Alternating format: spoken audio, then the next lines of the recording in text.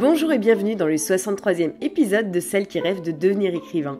Celle qui rêve de devenir écrivain, c'est moi, Aurélia Horner, 40 ans, passionnée par l'écriture et en cours de reconversion professionnelle pour devenir biographe près de plume. Par ailleurs, j'écris des romans, j'ai plusieurs projets en cours et c'est ce travail que je partage ici avec vous dans une sorte de journal de bord dans lequel je m'enregistre spontanément. Vous y retrouverez donc les problématiques d'une autrice en herbe, ses réflexions, ses techniques et ses astuces autour de l'écriture, mais pas que. Pour vous recontextualiser un peu les choses, mon tout premier roman, celui avec lequel j'ai lancé ce podcast, c'est l'Inde de Suraj. Pour le moment, ce manuscrit est en pause et aujourd'hui, je me consacre à l'écriture d'une comédie dramatique qui s'intitule provisoirement, et c'est le cas pour tous mes projets, Essais comiques sur les hommes de ma vie. Pour m'aider à travailler mon texte, je suis un atelier d'écriture où, après avoir été accompagnée par une éditrice, je vais bénéficier d'un diagnostic éditorial. Dans cet épisode, je vous parle d'outils, de travail collaboratif, de scénario, de chômage, d'emploi, de correction, d'empressement, de bêta-lecture, de méthode de travail, de relecture, de rétro-planning, d'influence, d'encouragement, de deadline et de bien d'autres choses. Tout de suite, retour en février 2024. Bonne écoute à vous! Le vendredi 23 février 2024.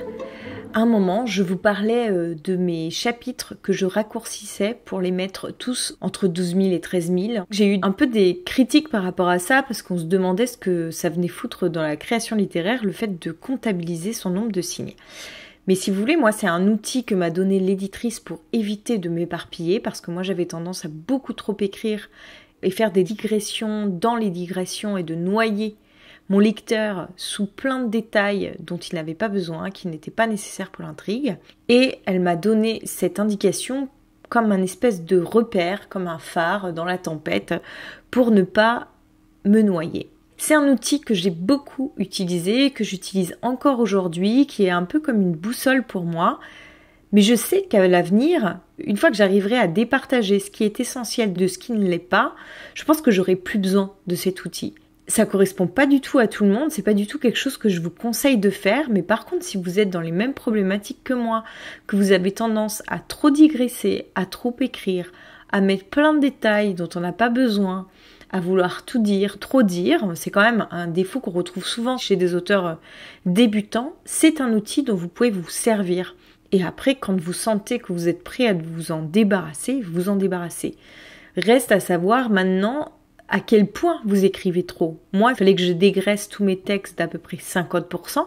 Peut-être que vous, ça sera que 20%, 30%, ça dépend un petit peu de la façon dont on écrit. Stephen King, lui, je crois qu'il parle de 10%. 10 ou 20%, je me souviens plus. À vérifier, hein. Je tenais à en parler parce que pour moi, c'est vraiment un outil qui m'a sauvé la mise, qui m'a vraiment permis de dépasser un stade dans mon écriture. Après, pour quelqu'un qui est déjà synthétique, c'est évidemment pas ce que je conseillerais. Puis on s'en fiche que tous les chapitres fassent la même taille. La plupart des romans, c'est pas le cas et c'est pas du tout une obligation. Bon, moi j'aime assez quand même qu'il y ait une harmonie entre les différentes tailles de chapitres, mais ça c'est à cause de mon perfectionnisme en tout. Mais c'est vraiment pas obligatoire, quoi. Il n'y a pas de règle à ce niveau-là. Dernièrement, je vous parlais de mon envie de travailler en collaboration avec quelqu'un, avoir un co-auteur avec moi, et c'est ce que j'avais proposé à une des personnes qui est dans la formation de biographe avec moi. J'avais évoqué avec elle l'idée d'écrire un scénario à 4 mains sur cette histoire qui se passe dans une villa, et on a fait un premier rendez-vous de travail autour de ce projet. Ça a super bien matché. On a eu plein d'idées, on a pris plein de notes. Je crois qu'on a trouvé quel était le crime, quel était le mobile du crime, qui, pourquoi, comment. C'est déjà la base. On a déjà aussi un petit panel de personnages qui nous intéressent à développer. Et la prochaine fois, on doit se revoir, normalement la semaine prochaine. Alors là, on va pas pouvoir se voir en direct parce qu'elle habite en région parisienne. Et moi, je suis du côté d'Arcachon. Donc, on va se faire un Zoom ou un WhatsApp. On va voir un petit peu comment on fonctionne. Et on va en discuter à distance. On se fait des séances de 2 ou 3 heures. On est très bavardes toutes les deux. Donc, faut qu'on arrive à se canaliser de ce point de vue-là. Parce qu'on a tendance à parler de plein d'autres choses. Notamment de notre formation de biographe, etc. Mais on a quand même bien travaillé. Elle devait regarder de son côté s'il n'y avait pas des concours de scénarios pour se donner une espèce de deadline avec ce projet, ce qui nous mettrait peut-être un petit coup de pied aux fesses, le fait d'avoir une perspective de débouché. Ça peut être pas mal. En tous les cas, ça peut marcher, notre collaboration. Faut encore qu'on trouve notre rythme de croisière, quitte à réajuster de temps en temps. Pour l'instant, j'ai pas vu de problème ou quoi que ce soit. De toute façon, là, on tâtonne, parce que ni l'une ni l'autre n'a encore travaillé avec une autre personne. On sait pas trop comment ça peut marcher, à quel moment on passe à la rédaction, est-ce qu'on fait tout ensemble, est-ce qu'il y en a une qui écrit une partie et l'autre partie. Pour l'instant, on sait pas trop. Je pense qu'on va tester différentes méthodes et voir celle qui nous convient le mieux. J'essaierai de faire des petits points pour vous donner des nouvelles de ce projet. C'est un projet qui est vraiment en arrière-plan. J'y pense pas forcément en continu parce que je suis surtout sur l'essai comique en ce moment. Je pense que je serai un petit peu plus disponible quand j'aurai terminé l'essai comique. Elle, c'est pareil. De son côté, elle écrit un seul en scène. J'aurais l'impression qu'on en est un peu au même stade d'écriture, c'est-à-dire un peu vers la fin de ce projet-là, qu'on a chacune développé de notre côté. Et qu'une fois qu'on aura terminé ces projets, on sera un peu plus libre pour nous consacrer à un autre projet. J'ai tellement envie de faire plein de choses en lien avec l'écriture que je ne sais pas comment est-ce que je pourrais avoir le temps de travailler pour gagner ma vie. Mon chômage se termine dans quelques mois et il va falloir que je me retrouve une activité rémunératrice et je vous avoue que ça m'angoisse un peu ce truc. Et pour l'instant, j'ai même pas commencé à développer mon site internet pour la biographie. Donc, tant que ça, c'est pas fait, je peux pas commencer à prospecter. Alors évidemment, j'en parle autour de moi, mais pour l'instant, j'ai aucune piste de ce point de vue-là. Et il va falloir que j'accélère un peu le mouvement, parce que là, si je ne fais rien, il va rien se passer. Et franchement, j'ai vraiment très très peur d'être obligée de me retrouver une activité salariée qui va me prendre tout mon temps et m'empêcher de développer ces projets qui me tiennent tant à cœur. Pour les personnes qui sont dans le même cas que moi, c'est-à-dire un peu tous les artistes qui ont des projets comme ça créatifs, je trouve clairement que le revenu universel serait la solution. Parce que finalement, j'écoute pas mal de podcasts, notamment le podcast Faire, et les gens quand ils font, ils profitent du chômage pour faire. Donc en fait, le chômage, c'est pas juste une bourse destinée aux profiteurs ou aux feignants, c'est aussi un sacré coup de pouce pour tous les créateurs. Je trouve qu'il devrait y avoir une bourse pour les gens qui veulent créer. Moi, j'ai beaucoup de mal à me trouver un système financier qui me permette de développer des projets de façon sérieuse, continue, tout en étant sereine sur le plan financier, Pour l'instant, l'équilibre, il est pas là, Et pourtant, c'est pas faute d'avoir essayé, J'ai quand même été intermittent du spectacle, journaliste, depuis toujours, j'essaye de gagner ma vie en faisant des projets créatifs et c'est toujours la même galère. C'est toujours aussi inconfortable. Et je n'ai jamais réussi à m'épanouir dans une activité salariée. Et pourtant, je n'ai fait que des boulots qui me plaisaient sur le papier. Mais dès qu'il s'agit d'aller tous les jours faire un travail pour répondre à des injonctions patronales, et bien là, je perds pied, je ne me sens pas à ma place. J'ai l'impression que ça me bouffe mon énergie. Entre les moments où on travaille trop et ça ne laisse plus d'espace mental pour développer des projets personnels, et les moments où on ne travaille pas assez mais où on est obligé d'aller au travail parce qu'on a un certain nombre d'heures à fournir, j'y trouve pas mon compte. Je préfère encore jongler avec une espèce d'insécurité permanente sur le plan financier plutôt que de m'astreindre à ça. Je sais pas si vous voyez ce que je veux dire. Parce que dernièrement, justement, j'écoutais le podcast d'une autre autrice qui, elle, c'est l'inverse. Elle préfère avoir une activité salariée et être sereine sur le plan financier plutôt que d'être confrontée à cette espèce d'insécurité permanente que moi je vis depuis des années. Donc ça, c'est vraiment des profils différents et il faut apprendre à se connaître pour savoir ce dont on a besoin. Le samedi 24 février 2024. Ça y est, j'ai fini toutes mes corrections. Celles qui restent, ce sont des propositions, plutôt, pour approfondir mon texte. Mais en ce qui concerne les corrections indispensables à la bonne compréhension de mon manuscrit, j'ai fait à peu près tout ce que je pouvais. Maintenant, il faut que je relise pour savoir si, de cette façon, ça tient la route. J'ai encore une possibilité d'envoyer mon texte à une fille de l'école que j'ai rencontrée lors de la journée des auteurs, avec qui on a pas mal d'affinités du point de vue littéraire. À chaque fois qu'elle fait des remarques sur les textes des uns et des autres, je les trouve hyper pertinentes, très réfléchies. Et elle-même a une grande réflexion autour de l'écriture. Donc j'avoue que je pourrais me laisser tenter de lui envoyer mon texte, d'autant plus que c'est elle qui m'a proposé de bêta-lire mon roman. Alors franchement, pourquoi pas? Là, il me reste 3 semaines. Soit je relis mon texte, toute seule dans mon coin, en me disant « je l'envoie au diagnostic éditorial », en ne prenant que quelques notes pour les endroits qui me gênent. Soit je relis mon texte de façon approfondie pour corriger tout ce qui doit être corrigé, reformuler les phrases maladroites, éclaircir les passages plus obscurs. Mais je pense qu'il est trop tôt pour faire ça. Parce que ce lissage du texte, c'est vraiment quelque chose qui peut venir à la toute fin, quand il est sur le point d'être publié, et ça sert à rien que je m'y attelle maintenant, parce que de toute façon, toutes les fois où je le relirai, je verrai toujours de nouvelles choses. Donc, non, autant faire une lecture globale pour avoir une vision d'ensemble de mon texte, prendre 2-3 notes pour savoir ce qui marche ou pas, faire ces petites corrections si cela le nécessite à la fin, et soit envoyer au diagnostic éditorial, soit pour une dernière bêta-lecture. Comme le diagnostic éditorial, c'est un peu le nirvana de la bêta-lecture, on va dire, j'ai envie de le garder pour la fin. Mais en même temps, je suis tellement pressée de l'envoyer au service éditorial que, est-ce que si en amont on me fait des retours de bêta-lecture, je vais en tenir compte parce que je suis trop pressée de l'envoyer au diagnostic éditorial. J'ai peur qu'encore une fois, mon empressement me joue des tours. Ça se trouve, le diagnostic éditorial va me dire votre texte est bien, mais il mériterait d'être approfondi. Et là, je me retrouverai le nez dans l'eau, quoi. C'est exactement ce que j'avais vu.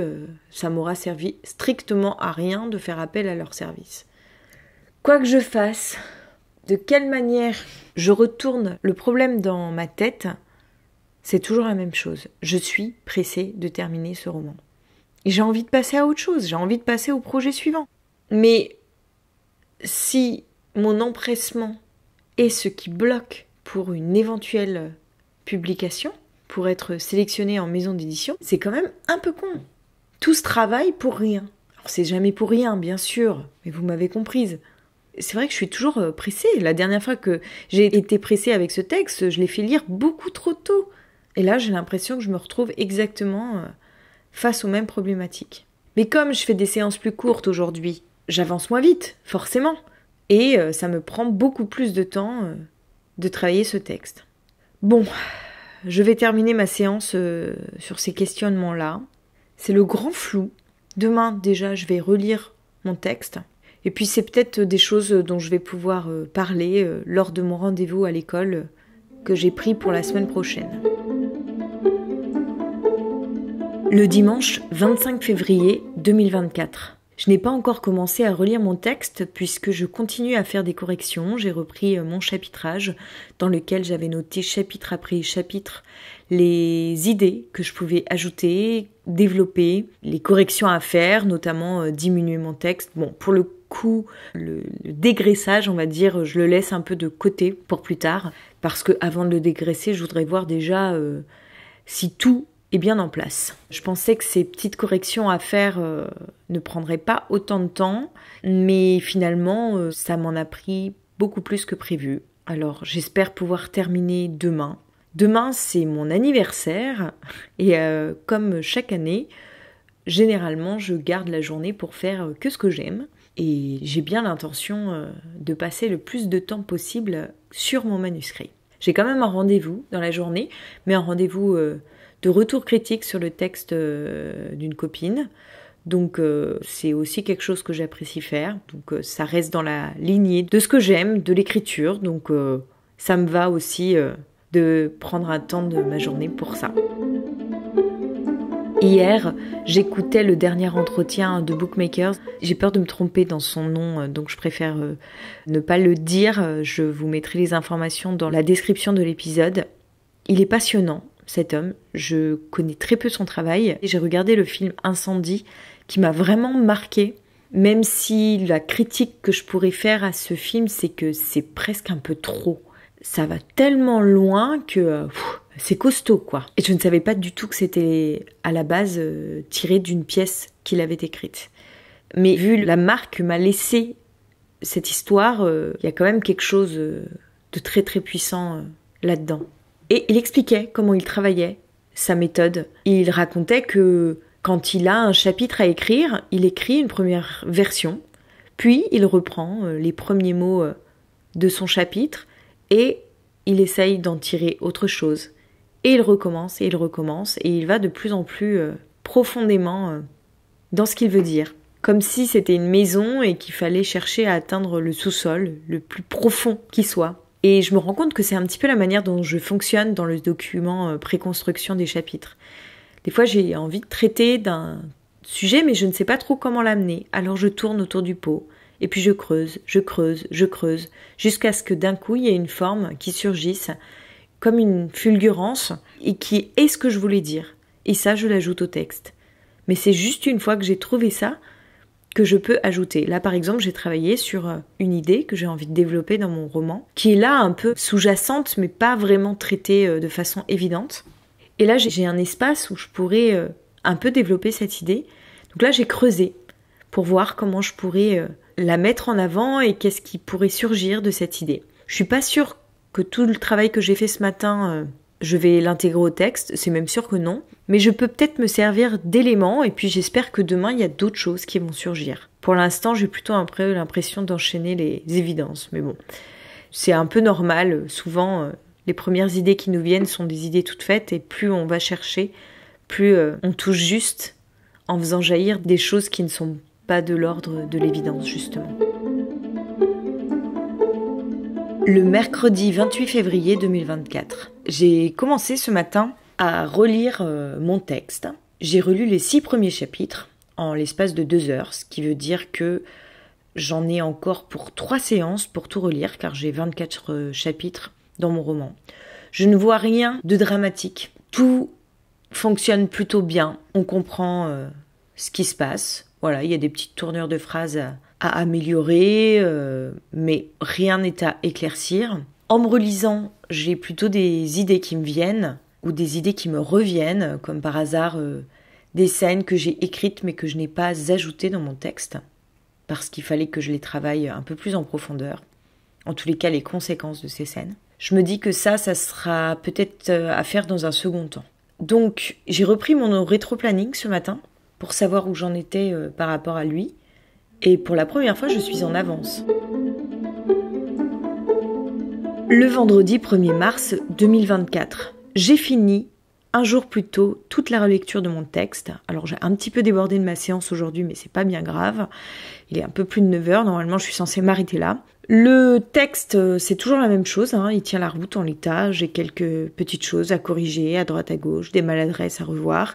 Et après, j'ai aussi la possibilité de l'approfondir. Alors ça, c'est quelque chose que je vais aborder dimanche, lors de mon rendez-vous pour le bureau ouvert. C'est la première fois que je fais appel à ce service qui est inclus dans mon atelier d'écriture. Je vais voir ce que la personne que je vais avoir comme interlocuteur peut m'en dire. À quel point faut-il approfondir un texte? À quel moment on dit stop? Déjà, je vais faire toutes les corrections qui n'imposent pas un approfondissement du texte. Et ensuite, je vais voir. L'autre question aussi que je peux me poser, c'est combien de temps ça me mettrait d'approfondir? J'ai l'impression que ça peut mettre beaucoup de temps parce qu'il me faut réfléchir aux conséquences d'une scène notamment. Ça m'amène à rebouleverser un petit peu toute une part de mon intrigue. Mais si c'est pour l'amener plus loin, est-ce que ça n'en vaut pas la peine? Hier aussi, j'ai eu des nouvelles de mon dernier bêta-lecteur, celui qui n'a jamais donné de nouvelles, qui me disait qu'en effet, il n'avait absolument pas eu le temps de poursuivre la lecture, mais apparemment, il a quand même commencé à relire et pris quelques notes, et il me proposait de m'en faire part. Donc moi, je lui ai dit qu'il n'était jamais trop tard pour m'en parler. Ce qui m'inquiète un peu, c'est qu'il a eu l'air de vraiment détailler son analyse, d'aller très très loin, mais peut-être que ça peut m'apporter un nouveau point de vue qui sera intéressant à inclure dans mon texte. De toute façon, j'attends de voir ce qu'il me dit et je ne prends que ce qui me parle. C'est ce qu'il faut faire généralement lors d'une bêta-lecture. On ne corrige pas tout, on ne retient que ce qui fait écho en nous. Ouais, dernièrement, on me disait que j'avais tendance à trop accorder de l'importance au regard des uns et des autres. C'est vrai dans un sens. Je suis assez influencée par le regard de l'autre sur mon travail. Mais d'un autre côté, ça me permet de pousser la réflexion lorsque des fois je suis un peu juste. Et puis d'autres fois, ça permet juste de me conforter dans mon point de vue, dans mon idée. En faisant appel à des relecteurs externes, des regards plus ou moins professionnels, ça me permet vraiment d'apprendre à me positionner. C'est plutôt bénéfique comme travail, il me semble.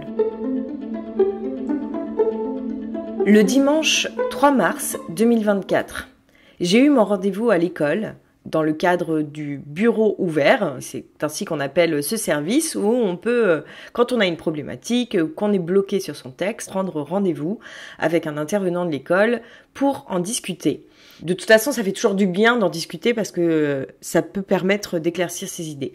Donc moi, je suis venue avec cette question, est-ce que je termine là ou est-ce que je continue à approfondir mon texte ? En fait, il y a une scène en particulier que j'aimerais ajouter, mais si j'ajoute cette scène, il faut que j'approfondisse un fil narratif qui est plus en arrière-plan jusqu'à présent. Il faut que je creuse encore. Et je suis tentée d'ajouter cette scène à haute tension dramatique. Et puis d'un autre côté, ça me rajoute encore du travail, ça retarde encore l'échéance. Ça fait déjà quand même pas mal de temps que je travaille sur ce texte. Et puis surtout, j'ai quand même tendance à sans cesse réécrire, aller toujours plus loin, et ce qui fait que je ne termine jamais et je finis par m'épuiser à la tâche. Donc il y a aussi cette problématique dont il faut que j'ai conscience. Alors déjà, la personne m'a dit écoute, c'est quelque chose que je peux pas te dire à l'école parce que voilà, devant les autres c'est un petit peu délicat. Alors moi j'ai cru qu'il allait me dire que je prenais trop de place, parce que c'est vrai que j'ai tendance à donner des retours critiques sur les textes de tout le monde, même si bien sûr je reste très bienveillante, parce que le but ce n'est pas de casser les gens, c'est plutôt de les encourager et de les amener à améliorer ce qu'ils écrivent. Voilà, on sait tous qu'on est en construction de nos projets, donc rien n'est abouti. Et la personne me dit mais j'adore ce que t'écris, j'adore ton texte. Et c'est vrai que j'ai lu beaucoup d'extraits, et à chaque fois ces personnes étaient là et je la sentais toujours très enthousiaste par rapport à ce que je racontais. Il m'a ressorti des scènes qui sont dans mon roman, dont une d'ailleurs que j'ai supprimée, donc bon, du coup ça me pose question, est-ce qu'il ne faudrait pas que je la remette ? Bon, à voir. Après c'était pas non plus un élément essentiel, ce qui fait que ça m'a vraiment encouragée de nouveau. Et je me dis, oui, là, je sens que pour la première fois de ma vie, je tiens quelque chose. Ce qui ressort quand même, c'est que j'ai envie de terminer ce texte, en l'état. En discutant avec lui, je me rends compte que mon empressement dépasse tout. Et que comme mon texte tient la route en l'état, pourquoi me passer d'y ajouter la touche finale ? Alors, lui, il m'a aussi rassurée par rapport au diagnostic éditorial, en me disant que la deadline de la date à laquelle j'ai commencé mon atelier n'est pas une vraie deadline, elle est élastique. Si jamais j'ai besoin de plus de temps pour aboutir ce texte, ils m'accorderont ce temps-là. C'est à voir avec une des personnes de l'école, bien sûr, en discuter ensemble, et en fonction du travail qui me reste, avec un plan de travail, puisque le but c'est qu'on avance quand même, c'est pas qu'on reste à se tourner les pouces, sinon c'est infini. Avec un plan d'attaque, voir de combien de temps j'ai encore besoin pour aboutir mon texte, c'est tout à fait possible.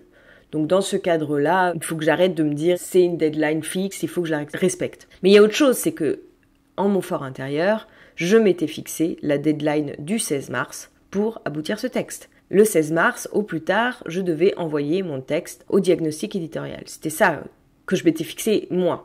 Et c'est vrai que pour une fois, j'aimerais bien respecter la deadline que je me suis fixée. Il y avait aussi une autre question que j'ai abordée avec lui, c'est la question de est-ce que, avant de l'envoyer au diagnostic éditorial, je ne pourrais pas l'envoyer à une autre bêta lectrice. De toute façon, ce sont que des problématiques qu'il faut que je tranche, moi, avec moi.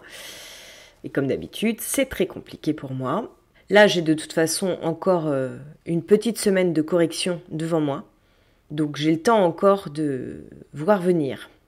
Parce que faire appel à cette bêta lectrice, lui envoyer mon texte, qu'elle fasse un travail dessus, qu'elle me fasse ses retours, et que je n'en tienne pas compte parce que pour moi c'est bon, ce texte est abouti, c'est un peu con quoi. Ou qu'elle mette en doute des choses qui pour moi étaient sûres et certaines. Ou alors je lui envoie en lui disant voilà, moi j'ai l'impression d'être arrivée au bout de quelque chose, alors je sais que je peux encore approfondir, mais je suis aussi très pressée de finir ce texte, étant donné que je n'ai jamais abouti aucun manuscrit, alors que j'ai passé un nombre d'heures incalculable sur chacun de mes derniers romans. Donc là, le projet, c'est vraiment de terminer ce texte dans le minimum de temps. J'ai l'impression que je tiens quelque chose, j'ai l'impression que mon texte tient la route. Est-ce qu'il y a vraiment des choses qui sont rédhibitoires, qui ne marchent pas? Quel est ton sentiment général? Je peux très bien lui demander, voilà, je cherche pas forcément une relecture approfondie de tout, mais est-ce que mon texte tient la route? Je suis à un stade assez avancé pour ne pas avoir envie de tout remanier. Parce que moi, je sais très bien que si on m'envoie un texte en bêta lecture, je vais avoir envie de faire des retours critiques à la personne qui me l'envoie pour qu'il aille toujours plus loin. Alors que peut-être cette personne, elle est plutôt dans l'optique de se dire, bah voilà, je suis arrivée quelque part, ça me va tel que c'est, est-ce qu'il y a des gros trucs que je n'ai pas vus que toi tu relèves? Oui, c'est plus une question comme ça. Je peux quand même peut-être faire appel à sa bêta lecture dans ce sens-là. Et puis d'un autre côté, je me dis, en attendant d'avoir ces retours, j'aimerais bien quand même tester la scène que j'ai envie d'ajouter, voir un petit peu ce que je pourrais faire avec cette scène, réfléchir autour, faire des tests, mais sans mettre de pression, puisque de toute façon, je serai dans un moment d'attente de retour. Sauf que si elle me dit, écoute, ton texte, il tient la route tel quel, et que moi, entre-temps, j'ai trouvé comment ajouter cette scène, et j'aurai plus de bêta-lecteur sous le coude pour renvoyer mon texte avec ce nouveau paramètre. À ce moment-là, il sera temps de faire peut-être appel au diagnostic éditorial. C'est comme si, en l'envoyant, ça me donnait une excuse pour retravailler mon texte, un peu pour voir qu'est-ce que je suis capable de faire. Ou alors, tiens, je viens d'avoir cette idée-là, autre possibilité, je corrige mon texte tel qu'il est là, et je m'accorde une semaine supplémentaire en me disant, voilà, j'ai une semaine pour voir qu'est-ce que je peux faire avec cette scène que j'ai envie d'ajouter. Qu'est-ce qui se passe si je l'ajoute? Parce que j'ai peur, comme avec l'Inde de Suraj, que j'ai envoyé trop tôt en maison d'édition, avec le sentiment que mon texte n'était pas abouti, et donc j'ai eu des refus, de faire la même erreur avec l'essai comique. Je ne veux pas envoyer mon texte trop tôt. C'est vrai que je suis pas du tout dans le même sentiment sur ce texte que je l'étais avec l'Inde de Suraj. L'Inde de Suraj, j'avais clairement le sentiment qu'il y avait des trucs qui n'allaient pas. Et je l'ai envoyé parce qu'il fallait que je l'envoie, parce que ça faisait trop longtemps que je tournais autour et que j'avais besoin d'avoir le sentiment d'avancer. Et l'envoyer faisait partie des étapes pour avancer. Donc on va dire que jusqu'au 10 mars, je corrige mon texte. Alors si jamais j'ai terminé plus tôt, tant mieux. Et après j'ai jusqu'au 17 mars pour essayer de le remanier en l'approfondissant. Avec notamment cette scène supplémentaire que je suis tentée d'ajouter. Et le 17 mars, je tranche. Qu'est-ce que je fais? Le mardi 5 mars 2024. J'ai terminé les corrections à partir de celles que j'avais faites sur mon téléphone. Maintenant, il faut que je reprenne toutes les notes vocales que j'ai enregistrées lors de cette dernière relecture. Et là, j'ai commencé à faire ça en fin de séance. Et j'ai notamment commencé par couper certains chapitres en deux. Certains chapitres sont trop longs et d'autres mériteraient à être plus courts. Ça me permettrait peut-être de dynamiser un petit peu plus encore la lecture. Seulement, si je les coupe en deux, il faut que je trouve des titres. Comme j'ai un système de titres particulier qui correspond à un concept de mon roman que je peux pas tellement dévoiler, je suis en train de voir quel titre pourrait marcher. Je vais reprendre là-dessus demain. Je pense que ça va pas me prendre plus d'1 heure, sauf si vraiment je galère sur 1 ou 2 chapitres. Après, je voudrais quand même voir si tous mes chapitres sont plus ou moins équilibrés. Ce faisant, je suis passée à une nouvelle version pour pas abîmer l'ancienne version de mon texte. Si jamais ça ne me convient pas, je reviendrai juste en arrière. Donc c'est pas vraiment un changement de version, c'est juste un essai que je fais. Je n'ai pas réécouté toutes mes notes vocales, donc je ne sais pas exactement sur quoi elles vont porter, si ça me demande encore beaucoup de corrections. Il me semble que non. Je crois juste que j'ai un passage que je me proposais de retirer, mais que je n'ai pas encore retiré. Il faut que je réfléchisse un peu plus longuement à cela. Et puis, je crois que c'est à peu près tout. Je suis en tous les cas bien partie pour avoir terminé ces corrections vendredi. Ce week-end, je ne vais pas avoir le temps de travailler normalement, donc il faudrait que j'ai tout terminé vendredi pour pouvoir me consacrer la semaine prochaine à la réflexion autour de cette scène que je pourrais éventuellement ajouter.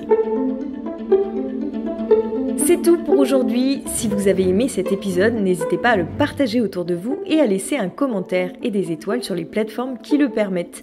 Cela m'aide énormément à le faire connaître et surtout, ça m'encourage beaucoup. Vous pouvez également me le dire et m'envoyer un message via Instagram @AureliaHorner. Toutes les références sont dans la description de l'épisode. Dans tous les cas, on se retrouve la semaine prochaine, même jour, même lieu, même heure, vendredi à 18h, sur votre plateforme d'écoute préférée pour la suite de mes aventures. Un grand merci pour votre écoute, bonne semaine à vous et à bientôt.